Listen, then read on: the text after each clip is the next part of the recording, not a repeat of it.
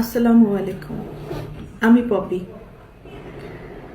দীর্ঘ 28 বছর চলচ্চিত্রে কাজ করেছি, অনেক সুনামের সাথে, সম্মানের সাথে।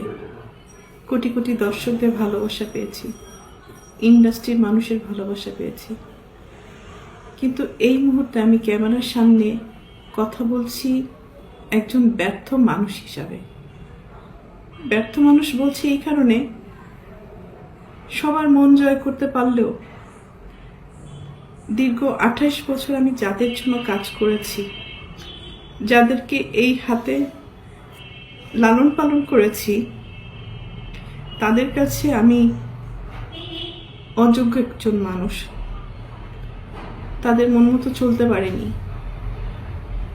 তাদের মনের মতো করে নিয়ন্ত্রিত হতে পারিনি। হয়েছি, একসময় হয়েছি, কিন্তু এখন হতে পারি না। তার করে বলেছি আমি একজন ব্যর্থ মানুষ। একটা মানুষ তো সবসময় সবার কাছে ভালো হতে পারে না, সব সময়ের জন্য ভালো হতে পারে না। আমি যখন ইনকাম করেছি, দু হাতে দিতে পেরেছি, লুটাতে পেরেছি, তখন আমি আমার পরিবারের কাছে অনেক প্রিয় একজন মানুষ ছিলাম। এখন দিতে পারি না, হয়তো তাদের প্রয়োজন অনুযায়ী, যার কারণে আমি এখন তাদের কাছে গলার কাটা, শত্রু এবং অপছন্দের একজন মানুষ। দীর্ঘ 2 দিন যাবৎ আমি আসলে দেখলাম যে আমার পরিবার কতটা নিচে নামতে পারে, কতটা হীন পরিচয় দিতে পারে, কত হিংস্র ব্যবহার করতে পারে, কত নোংরা শব্দ ইউজ করতে পারে। সাথে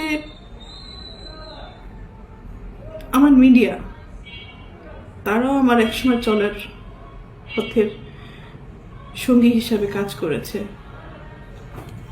মিডিয়ার কাছ থেকে সবসময় আমি সহযোগিতা পেয়েছি, ভালোবাসা পেয়েছি, সাপোর্ট পেয়েছি।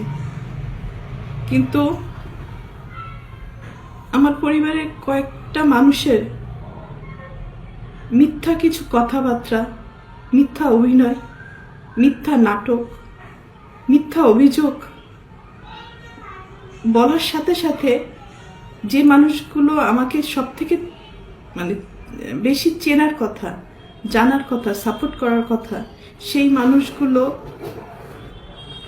ওই মানুষগুলো, আমার পরিবারের মানুষগুলোর কথা অনুযায়ী আমাকে ভুলভাবে আমার দর্শকদের কাছে বলেন, বাংলাদেশের মানুষের কাছে খুব বাজেভাবে উপস্থাপন করেছে। তো এর থেকে দুঃখজনক আর কিছুই হতে পারে না। যাদের জন্য কাজ করেছে আজকে তারা কেউই আমার না।